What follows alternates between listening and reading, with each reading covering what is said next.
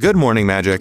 I'm Gavin Verhey from Wizards of the Coast and the Commander Format Panel. And on behalf of the Commander Format Panel, I'm coming to you today to share what we've all been talking about recently and some updates to the Commander bracket system and Game Changers list based on hearing your feedback and watching how it's played out over the past year.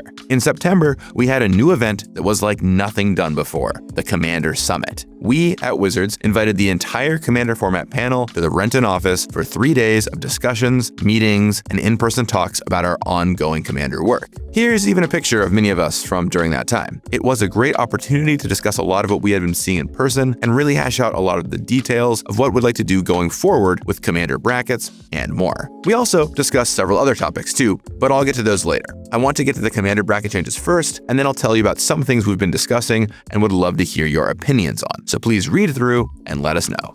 Let's kick things off by talking about brackets. After 3 MagicCons and 9 months of use, I would call Commander brackets a success. They're not without failings, but we've seen data from places like MagicCon surveys that show they have been incredibly helpful at finding games. Anecdotally, we see people talking about them when looking for games all the time. Whether players are talking about the game changers they're playing, describing decks with the 5 brackets, or more, it has created more pre-game conversation than we've ever seen, which is the real goal here. That said, there are things to clean up and improve. The first, and we've talked about this before, is the lack of focus on intent. So much about the brackets is about what you're intending to do. I can easily build a deck which technically fits the restrictions of bracket 2, but can play at a very high power level. We're going to continue to emphasize that today with expectations of what you can find in each bracket as a North Star. We have also had some rules and heuristics that were not as clear as they should have been. Things like no early game combos or few tutors. While not everything can be a hard and fast rule, we can certainly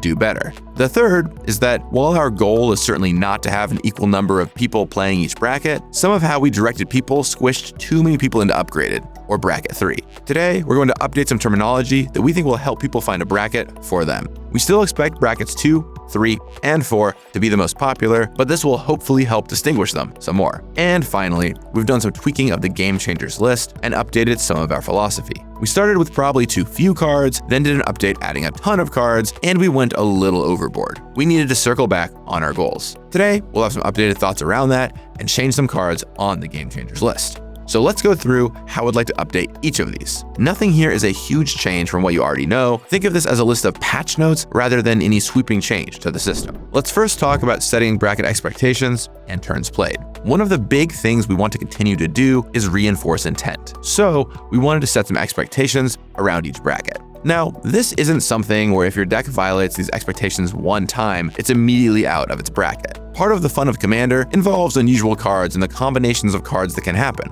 But generally, this is what you should expect from the different brackets. There are 2 pieces to this. The first involves expectations around the game, mainly focused on deck contents, types of win conditions, and gameplay. This is more descriptive and soft, while still painting a nice picture of what to expect. The second is a little harder, and that's how many turns you can generally expect to play before you can win or lose. That's not to say the game always ends for you on those turns, but that if the game ended then, you would be satisfied with that experience. We've heard from a lot of people that length of game is an important factor for them. Our hope is that this also makes things a lot clearer in terms of big game-ending cards and combos, explaining where they should show up. For example, instead of wondering what no early game combos means, saying you don't expect to win or lose before turn 6 gives you a pretty clear indicator of what kind of combos could be allowed. That doesn't mean you should just wait and hold your 2-card infinite until turn 6 either. If a combo could frequently come up, it's not the best fit for that bracket. So in addition to the more hard rules around each bracket, we set some expectations. Let's go through each of them. Bracket 1, Exhibition. Players expect decks to prioritize a goal, theme, or idea over power, rules around card legality or viable commanders to have some flexibility depending on the pod, win conditions to be highly thematic or substandard, gameplay to be an opportunity to show off your creations. Generally, you should expect to be able to play at least 9 turns before you win or lose. Most importantly, given this bracket's emphasis on theme, players should feel like they have the time to showcase their decks. Bracket 2, Core. Players expect decks to be unoptimized and straightforward, with some cards chosen to maximize creativity and/or entertainment. Win conditions to be incremental, telegraphed on the board, and disruptible. Gameplay to be low pressure, with an emphasis on social interaction. And gameplay to be proactive and considerate, letting each deck showcase its plan. Generally, you should expect to be able to play at least 8 turns before you win or lose. Bracket number 3, Upgraded. Players expect decks to be powered up with strong synergy and high card quality. They can effectively disrupt opponents. Game changers that are likely to be value engines and game-ending spells. Win conditions that can be deployed in one big turn from hand, usually because of steadily accrued resources. Gameplay to feature mini proactive and reactive plays. And generally, you should expect to be able to play at least 6 turns before you win or lose. Bracket 4. Optimized. Players expect decks not to adhere to the CEDH metagame reserved for Bracket 5. Decks to be lethal, consistent, and fast. Designed to take people down as fast as possible. Game changers that are likely to be fast mana, snowballing resource engines, free disruption, and tutors. Win conditions to vary, but be efficient and instantaneous. And gameplay to be explosive and powerful, featuring huge threats and efficient disruption to match. Generally, you should expect to be able to play at least 4 turns before you win or lose. Bracket 5.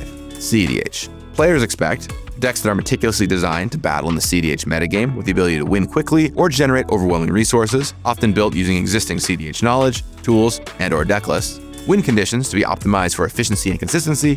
Gameplay to be intricate and advanced with razor-thin margins for error, with players prioritizing victory over all else, and these games could end on any turn. We are hopeful that by rolling this into what people can expect in each bracket, it will help set expectations at each level. Now let's move into a small update about Exhibition, Bracket 1.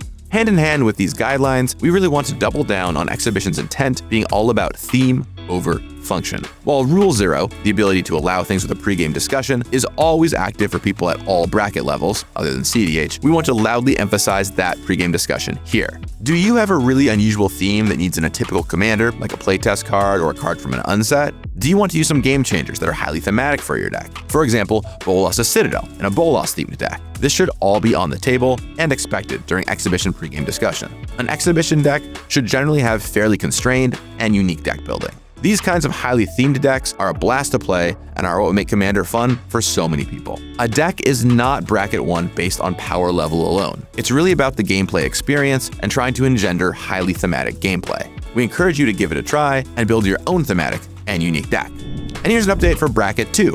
Bracket 2 is no longer tied to precons. When we announced brackets, we said Core, Bracket 2, was about what you could expect from an average pre-constructed Commander deck. While the goal of tying a bracket level to something that players recognized was noble, it came with 2 challenges.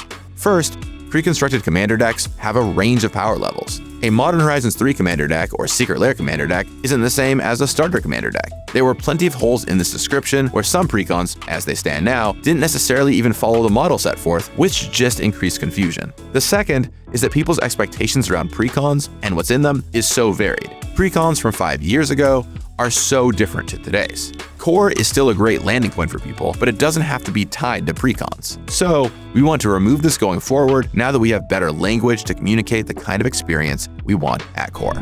Now let's talk about tutors and removing tutor restrictions. Tutors increase consistency and risk homogeneity by making games play out the same. When we were building the original bracket system, we put in guide rails around tutors at the first 3 brackets, citing few tutors. That original benchmark definitely wasn't clear enough, and not all tutors are created equal. Sure, Demonic Tutor is very efficient, but if you're spending 4 mana on Diabolic Tutor, is it really a huge problem?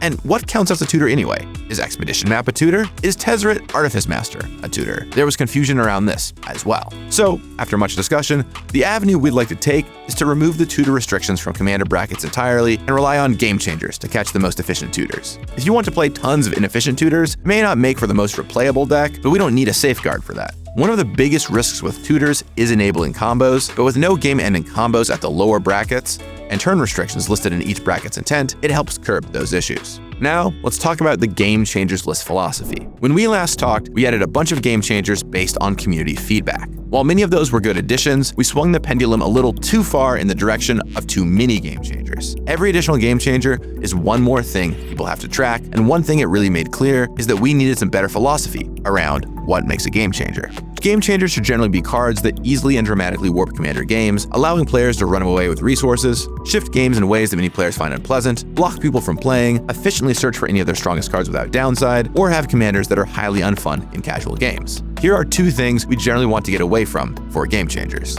One is high mana value cards. If you're spending tons of mana on something in Commander, it's going to be strong. We want to keep the focus on cards that can change the game in the earlier turns, where it can be most frustrating to have somebody run away with the game before people have been able to develop. 2, legends that are just powerful commanders. the easiest thing to opt out of is someone's commander. If someone says, I want to play Yuriko, you know exactly what that means, and it's easy to prompt a conversation about what they're playing. If something is also wildly powerful in the 99, or simply unfun all around, we're fine leaving it on the list. But power alone isn't a reason to list it as a game changer. So with all of that in mind, here's some cards we want to remove today. Expropriate, Jin-Gitaxias Core Augur, Sway of the Stars, Vorinclex Voice of Hunger, Urza, Lord High Artificer, Yuriko, the Tiger Shadow, Kinnan, Bonder Prodigy, and Winota, Joiner of Forces. Those all fit in the high mana value or legends that are strongest in the command zone categories. Finally, while they don't fit into any of these categories, there are also two cards we would like to remove: Deflecting Swat